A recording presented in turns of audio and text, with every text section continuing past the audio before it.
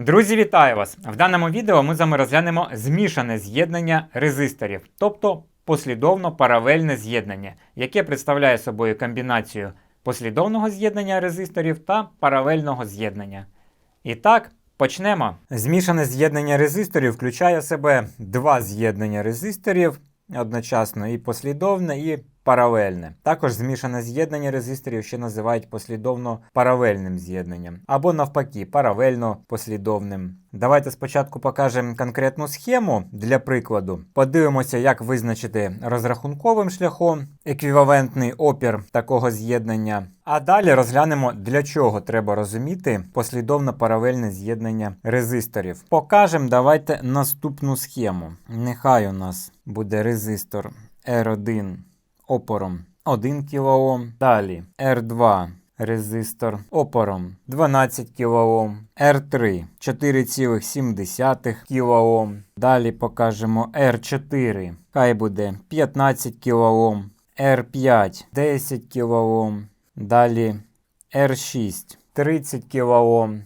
R7 2,2 кОм. Далі R8 6,8 кОм. І покажемо ще один резистор. Це у нас буде R9 2,4 кОм. Для чого в даному випадку знаходять загальний опір? Справа в тому, що коли ми знайдемо загальний опір, тоді ми можемо знайти загальний струм. Знаючи загальний струм, ми можемо знайти інші струми і так далі. Тобто ми можемо знайти в подальшому напругу на будь-якому із резисторів і струм, який протікає через який резистор. Давайте покажемо це так пунктиром. Ось, наприклад, у нас 9 вольт. І, звісно, щоб знайти струм, а це у нас буде так, загальний струм, нам треба, покажемо це ось так, замінити все еквівалентним опором. Тобто цей опір у нас, який ще позначають еквівалентний, повинен дорівнювати цим всім опорам. І тоді ми знаходимо цей струм. А далі, коли ми знайшли цей струм, то тоді у нас є опір, ми тоді тут знаходимо падіння напруги на цьому резисторі. Аналогічно цей струм, він же буде ось цим же струмом. Да? Ось він, ось він. І тут ми також, дивіться з вами, знаючи опір і знаючи струм, знаходимо спад напруги на резисторі R9.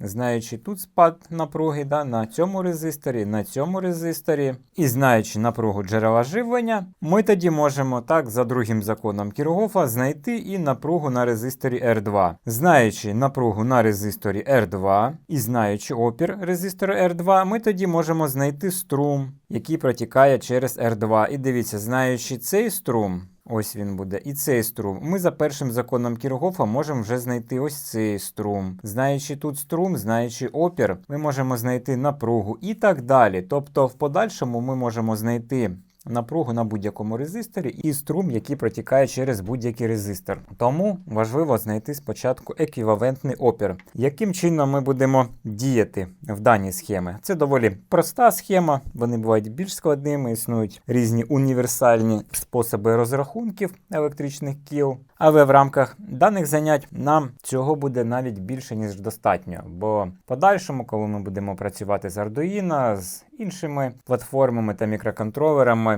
нам на початкових етапах точно не доведеться виконувати розрахунки складних електричних кіл. Починати ми будемо з кінця схеми і діяти ми будемо методом згортання. Тобто ми будемо спочатку визначати тут опір, да, потім далі опір, далі і таким чином будемо рухатися з кінця схеми до початку схеми. І ми бачимо, зверніть увагу, у нас резистори R7 і R8 з'єднані послідовно. Тому ми можемо відразу записати так. R7-8 буде дорівнювати R7 плюс R8. І запишемо 2К2 плюс 6К8. Отримаємо 9К, 9 кОм. Тепер дивіться, ці два резистора ми можемо згорнути і замінити їх одним резистором. Давайте покажемо. Ось так. І це у нас буде резистор R7-8 замість цих двох. І тепер, коли ми ці два резистора прибираємо, то зверніть увагу, у нас резистор R6 і R7-8, ось він буде, з'єднані паралельно. Тоді Щоб визначити R6,8, ми так запишемо R6,8. Буде дорівнювати. Для двох резисторів паралельно з'єднаних ми знаємо, можемо відразу записати R6 помножити на R7,8 і розділити на R6 плюс R7,8. І буде дорівнювати 30 кОм. Ми множимо на 9 кОм і ділимо на 30 кОм плюс 9 кОм. Приблизно буде 6,92 кОм. Тепер дивіться, ці два резистори ми можемо замінити одним резистором. Покажемо його R6,8. Але давайте з вами перемалюємо цю схему уже з резистором R6,8 для більшої наглядності. Ось покажемо наш новий резистор, еквівалентний трьом попереднім резисторам R6,8 з опором 6К92. Тепер, щоб ми могли далі рухатись, ми бачимо, що ці резистори у нас з'єднані паралельно. Нам необхідно порахувати їх опір і потім замінити їх одним еквівалентним R4,5 замість цих двох. І далі ми бачимо, у нас три послідовно з'єднаних резистора. Так вимальовується R3, R4,5 і R6,8. Але давайте спочатку порахуємо R4,5. Запишемо R4 помножить на R5 розділити на R4 плюс R5. 15К ми помножимо на 10К і 15К плюс 10К. У нас буде 150 розділити на 25К. Це буде рівно 6К. Чудово. Давайте знову перемалюємо схему. Ось він, наш еквівалентний резистор R4,5 опором 6 кОм. Далі еквівалентний резистор R6,8 з опором 6К9, ми навіть могли б більше округлити. Давайте так і більше округлимо. 6К9. Нам це не дуже принципово. Тепер ми бачимо у нас ці три послідовно з'єднані резистори. Знаходимо їх сумарний опір еквівалентний і знову будемо згортати схему. Покажемо R3 і вже аж до 8. 8 буде дорівнювати R3 плюс R4,5 і плюс R6,8. Запишемо 4К7 плюс 6К і плюс 6К9.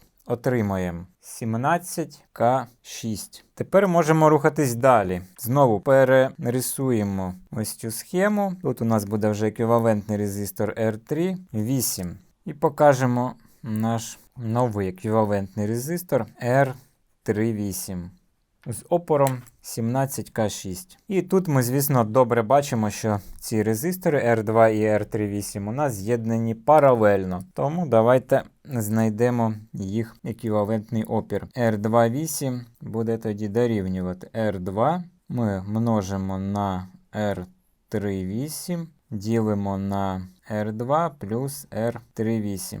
І отримуємо наступне. Підставимо тепер значення. 12К ми множимо на 17К6 і ділимо на 12К плюс 17К6. Це дорівнює приблизно 7К14. І тепер, звісно, ми заміняємо ці два резистора одним еквівалентним опором R2,8. Знову перемалюємо схему. Ось наш резистор R2,8, резистор R9. Можемо навіть тут округлити для зручності 7К1. І тепер ми бачимо, всі три опори у нас з'єднані послідовно. Тоді R еквівалентне буде дорівнювати R1 плюс R2,8 і плюс R9.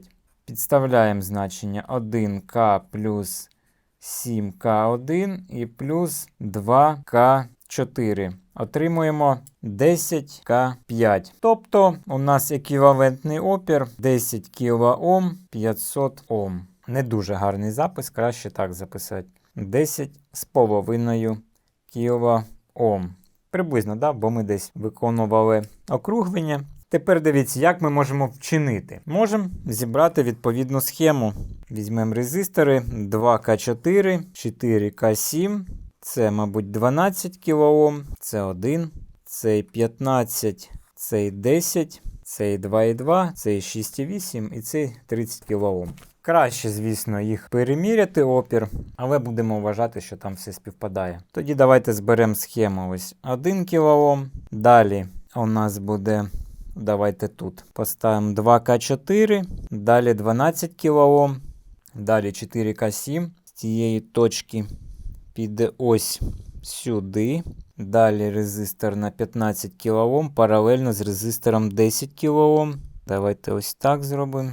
15, цей 10. Далі з цієї точки у нас буде резистор 1 на 2,2 кОм. Далі на 6,8 ось сюди. І далі з цієї ж точки у нас буде на 30 кОм. Ось ця точка. І ми сюди під'єднуємось. Дивіться, у нас ці точки однакові, тому ми можемо, щоб отримати ці точки, з мінімум перемичок, можемо ось так зробити. Цю шину підключити в мінусову. Так, раз, два. Ці ми підключили. Ще цей на 12 кОм. Ось так. Давайте підключимо. І вже далі з цієї шини у нас буде резистор на 2,4 кОм. Ось так. Тепер давайте виміряємо опор. Включаємо мультиметр, відповідно, в режим вимірювання опору.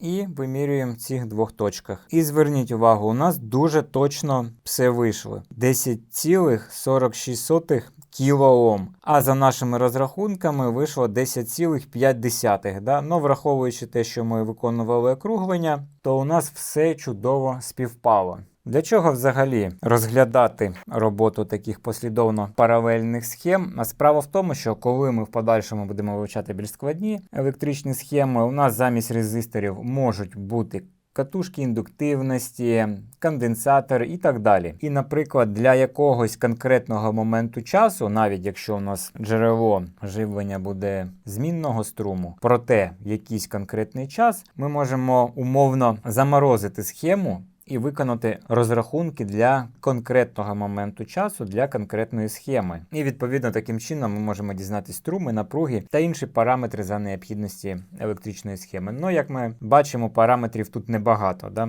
Головне знати струм, напругу та опір. А далі ми можемо знайти потужність, да? А при необхідності в подальшому ми можемо знайти там індуктивності, ємності і тому подібне. Більш того, тепер дивлячись на таку схему, ми можемо собі умовно уявити, як зміниться, наприклад, загальний струм, так, для початку, що буде споживатись від джерела живлення. Якщо ми десь послідовно додамо опір, то це буде означати, да, що у нас загальний опір збільшився, значить струм, що споживається, зменшиться. Якщо ми навпаки паралельно так ще кудись підключимо навантаження, то значить ми зменшили опір, значить струм споживання у нас зросте. І такі елементарні, здавалось би, дії в подальшому дозволять сходу без всяких розрахунків оцінити, як зміниться струм, чи взагалі він зміниться, чи в яку сторону він зміниться, збільшиться, зменшиться і так далі. І тепер дивіться, для того, щоб можна було дещо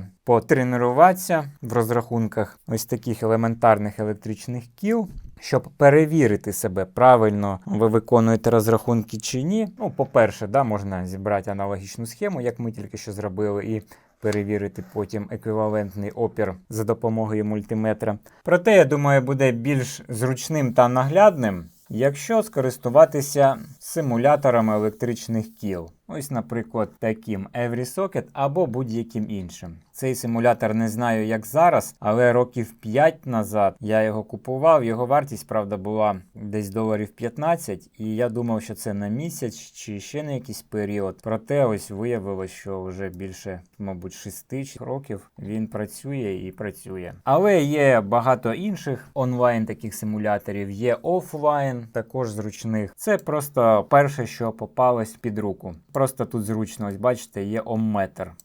Ось я його звідси так потягнув. Тепер візьмемо резистори. Давайте спочатку зберемо схему, а потім встановимо номінали. 1 кОм, далі ще 2 резистора, 1, ще 1, Далі у нас тут буде резистор, тут буде резистор. Між ними також у нас резистор. Тут є, звісно, деякі незручності користування цим симулятором, але вони не критичні для вирішення таких елементарних питань. У нас це буде цілком влаштовувати. Так, 1, 2, 3, 4, 5, 6, 7, 8, 9. Опори на місцях. Тепер обов'язково потрібно, щоб працював симулятор, додати ось землю. Ну, ми можемо її будь-куди, сюди, наприклад, підключити. Тепер у нас десь був амметр. Ось амметр. Давайте його підключимо. Нас цікавять, да, ось ці дві точки, де буде еквівалентний опір. І тепер змінимо опір так, як у нас. Цей у нас резистор на 12 кОм. Далі цей